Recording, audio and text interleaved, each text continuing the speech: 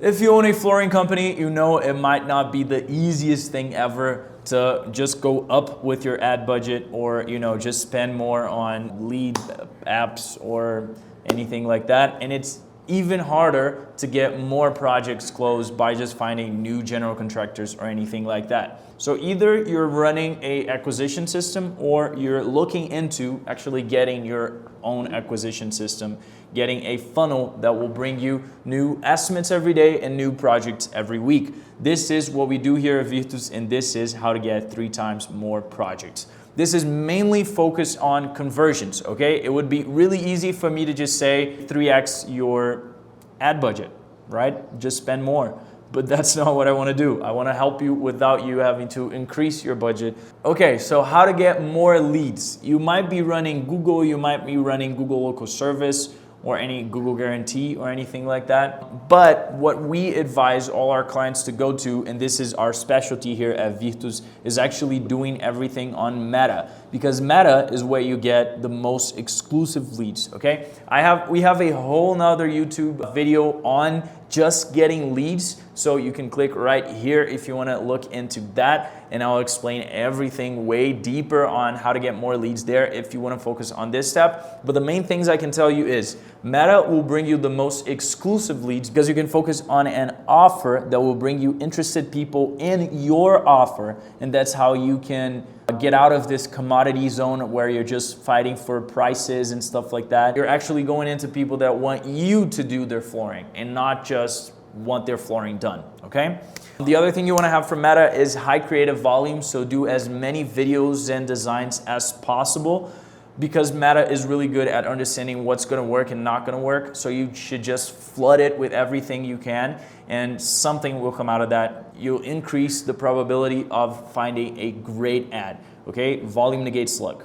Alex Ramosi. Next step, guys. So you got your leads, okay? Now they came into like an instant form or maybe your landing page, and you have them on.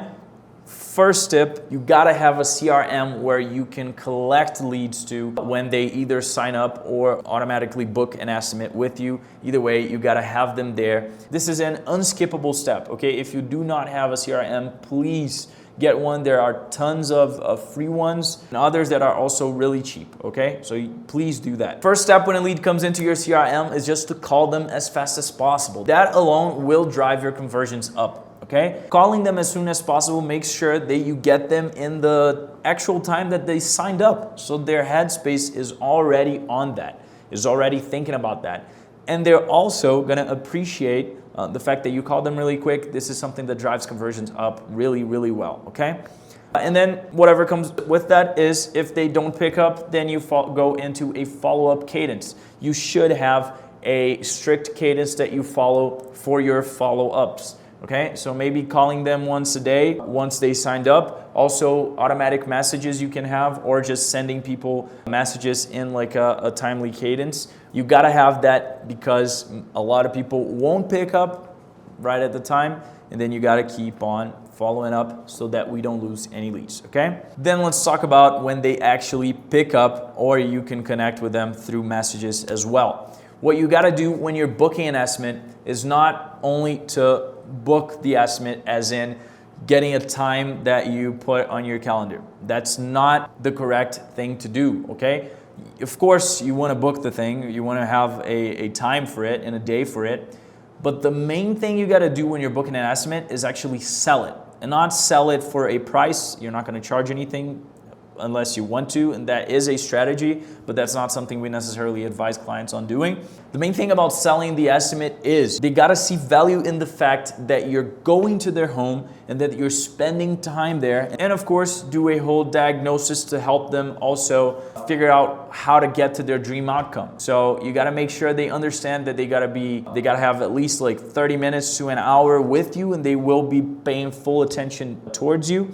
You also got to make sure that they understand that the best price possible, and this is something that we talk about to increase conversions on the estimate, but it is ideal that you prepare them for this, which is make sure they understand that the best price you can do is on site during the estimate. Make sure they're prepared for that. The difference in conversion from leads that understood that there was an offer to be made on site from people that didn't know that was going to happen is extremely different. It gives them time to think about it, to actually understand their budget. Maybe they already have a budget in mind, but they didn't necessarily look into finances. So it gives them the preparation so that they can actually make a decision with you on the spot. The other thing is, of course, reminding these people that the estimate is gonna happen, okay? So if you booked for 2 days ahead, then you wanna remind them on the previous day and also like 30 minutes, an hour earlier, okay? That's ideal.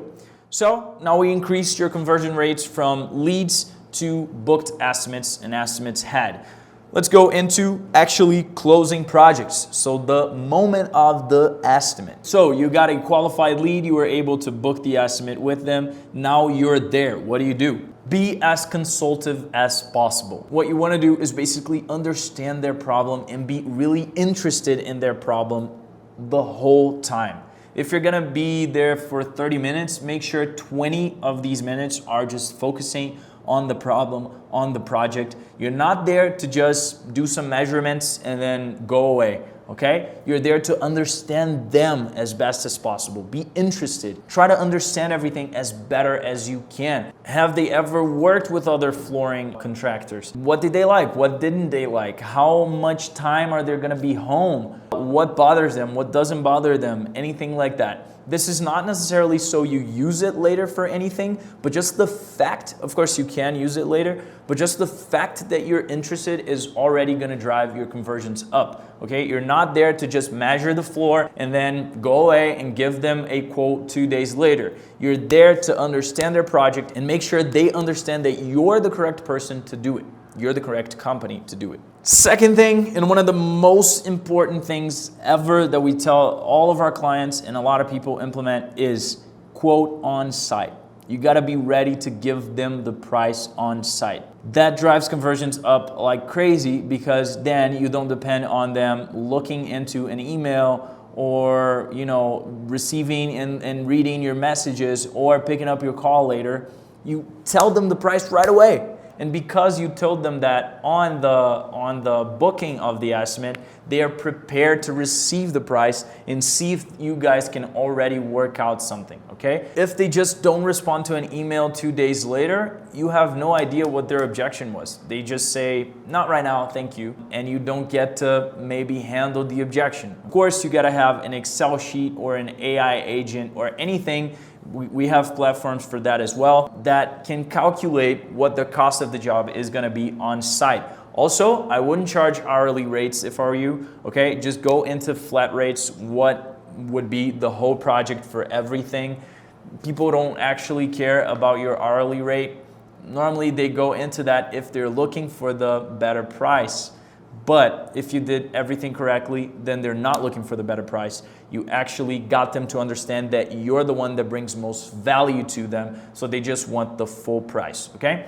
Quote them on site. And the last thing is discount on site. Of course, you can always tell them the full price, and then if they agree, then they agreed. But you can always discount them if they close on site. You should always reward people for closing the project faster, okay?